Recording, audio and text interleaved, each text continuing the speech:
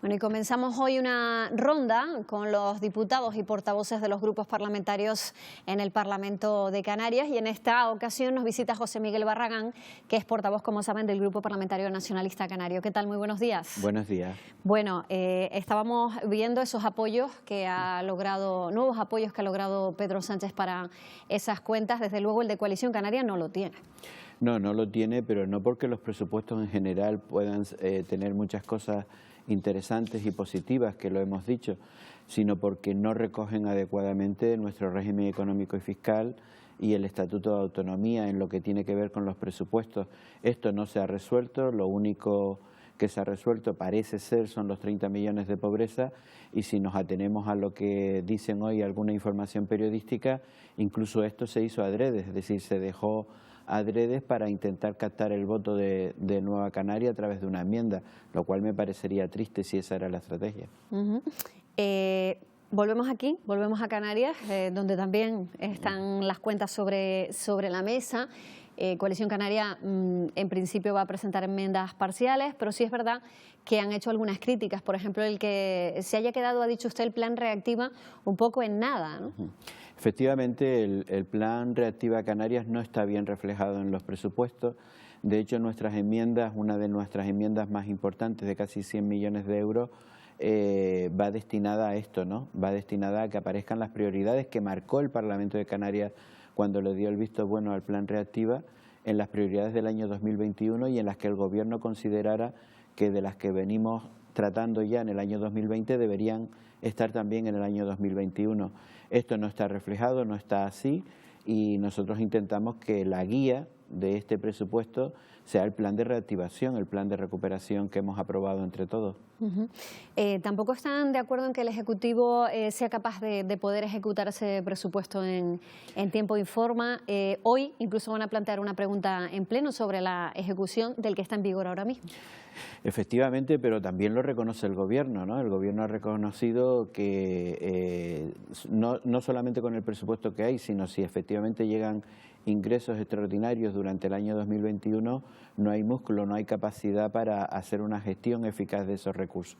Y de hecho nosotros también enmendamos de tal forma que el Gobierno le estamos diciendo que se dote de un equipo, de una nueva unidad administrativa que coordine presidencia del Gobierno, y que desde ahí se coja a los mejores que hay en el Gobierno para garantizar que son capaces de ejecutar no solamente el presupuesto de la comunidad autónoma, sino también los recursos extraordinarios que nos puedan venir de los fondos europeos o de los fondos de resiliencia del plan español. En cuanto a las fechas que maneja también el Ejecutivo en cuanto a la recuperación económica, ¿no? Ayer nos visitaba también Fernando Clavijo y nos decía que lo peor no va a ser ni siquiera el año que viene, sino en 2022 es cuando vamos a ver realmente las consecuencias de toda esta crisis.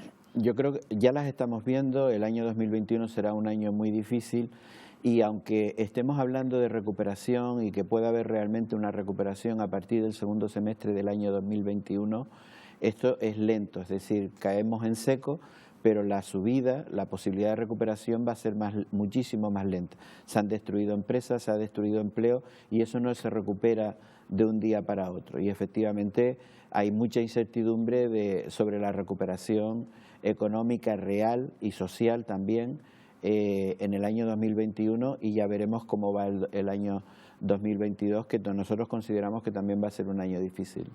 En cuanto a lo social, tampoco han considerado que se destine el presupuesto suficiente para una recuperación. ¿Se compensa de alguna manera con todas las ayudas que se han articulado, el ingreso mínimo vital, todas las ayudas que ha articulado el Gobierno de Canarias durante esta pandemia? El ingreso mínimo vital va a llegar, y cuando llegue llegará de forma escalonada, no le llegará a todo el mundo por igual. Pero tenemos una ley de servicios sociales aprobada por unanimidad en el Parlamento, con una garantía de todos los grupos parlamentarios de que tenía que tener 50 millones como mínimo por ejercicio presupuestario, y esto no está siendo así. Es la peor consejería que funciona ahora mismo en el Gobierno, la que más caos tiene y la que peor gestiona los recursos que tiene. De hecho, ahí están las pruebas con el nivel de ejecución que tiene, o con las medidas extraordinarias que hacen a última hora, como la del último Consejo de Gobierno, para poder gastarse 20 y pico millones a la prisa y corriendo, y que le va a llegar a muchas personas, pero eso no es una gestión planificada de los servicios sociales de la Comunidad Autónoma de Canarias. Nos llegan malas noticias en cuanto a lo económico también. Hoy, por ejemplo, en las portadas de los periódicos vemos que los ERTE han aumentado un 24% en noviembre.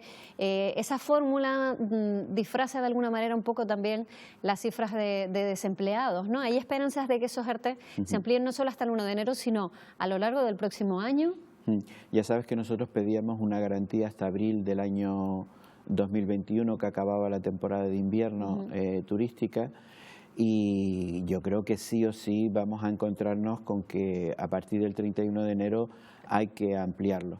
Y como tú bien dices, es una forma encubierta de que hay una gente no solamente que está inactiva, aunque cobre un porcentaje de su salario, sino que están en la incertidumbre de si pasarán realmente al paro, ¿no? Tal y como van o tal y como puede ir el primer trimestre del año. Esto es una incertidumbre y ya veremos si se despeja en positivo. Se ha celebrado esa cumbre turística en La Palma. El presidente Pedro Sánchez ha hablado de 3.400 millones para el sector en los próximos 3 años. Pero la realidad es que las expectativas ahora mismo de todo el sector, de toda la gente que trabaja en ese sector, no son muy buenas. Y yo coincido con el sector. El sector es el que habla con el tour operador, sabe si se va a tener clientes su hotel, y estos son los que realmente saben cómo está la situación. Pero lo más que me sorprende es que de ese congreso lo que sale son recomendaciones para ellos mismos, ¿no? Dice, oye, damos una recomendación a los países como si allí no hubiera países, ¿no? A los que tienen que tomar las medidas. Dice, nos recomendamos que cuando salgamos de aquí pensemos en las soluciones. Es decir, hacen un congreso para no anunciar ninguna solución, sino recomendaciones. El tema de la PCR y otro tipo de pruebas es vital que se resuelva, y seguimos mareando la perdiz meses y meses desde junio de este año. Justo le iba a preguntar por eso, por esa compatibilidad del test antígenos y las pruebas PCR. No hay ninguna noticia al respecto. Sin embargo, cuando el turista llega a Canarias, si no tiene ese test PCR, esa prueba superada en su país, lo que se le hace aquí es un test PCR, un test de antígenos, perdón. Sí, y esas son las contradicciones. Es decir, date cuenta que la prueba de PCR que hace ahora el Estado, cuando llegan estas personas al aeropuerto, es aleatorio, te lo pueden pedir o no te lo pueden pedir, puedes pasar o no puedes pasar, dependiendo si te toca la prueba, la aleatoria, sí, ¿no? Entonces, otro de los problemas que nosotros vemos en este asunto es cómo es posible que estemos haciendo responsables sanitarios a los dueños de los hoteles, los dueños de las casas rurales, los dueños de las viviendas vacacionales, que son ellos los responsables, que si la persona entra en su establecimiento, son ellos los que tienen que hacer una especie de seguimiento de que esa persona tiene un PCR o una prueba de antígeno hecha. Yo creo que hay demasiadas debilidades todavía ahí y que hay que recuperar, porque si hay algún problema, y ojalá no lo haya, pero si hay algún problema, efectivamente no vamos a aparecer ante el mundo como ese destino tan seguro que otros venden. Han solicitado comparecencia del Gobierno en este pleno que se celebra entre hoy y mañana acerca de la migración. Seguimos hablando a diario, no podemos evitarlo. Se ha desmantelado ya ese campamento instalado en el muelle de Arguineguín, pero se traslada a otro punto, a Barranco Seco. Ninguna noticia acerca de las derivaciones posibles a la península. Ya sabes como que prácticamente toda Canarias rechaza ese plan del Estado, y eso es lo que vamos a intentar hoy en el Parlamento, hoy y mañana, de que también haya una reprobación a ese plan, a esa política, al ministro que ha hecho un caos de este asunto, como es el ministro Marlaska. Y nosotros lo que decimos es que tenemos la experiencia de la crisis anterior. Desde diciembre de este año se han puesto propuestas positivas por unanimidad del Parlamento de Canarias de cómo había que gestionar este asunto, tanto por parte del Estado como por parte de Canarias.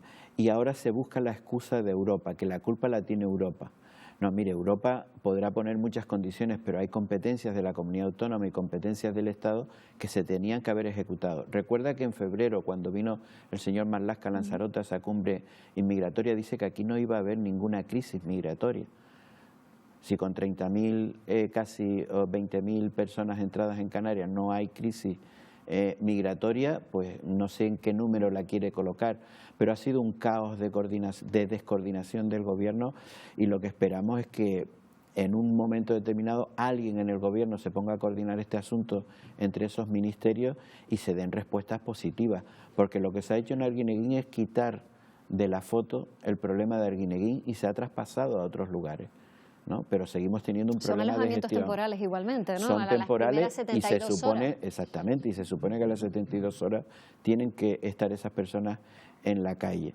Y precisamente porque lo único que hay son remiendos, lo que estamos intentando es decir, basta ya, pónganse a trabajar y tengamos una política eficaz en materia de gestión de la inmigración en Canarias. Bueno, se nos ha ido el tiempo. Quería preguntar por la Secretaría General, pero me imagino que ya después de tantos años al frente de ese cargo se cierra una etapa y se abre otra, o continúa otra, ¿no? Efectivamente, las etapas desde el punto de vista personal se cierran y ahora le toca a otros compañeros y compañeras gestionar lo que es la organización con lo que se ha aprobado en este 7º Congreso, y lo que sí podemos asegurar ante los adivinos que decían que íbamos a desaparecer, que esta organización sigue teniendo futuro.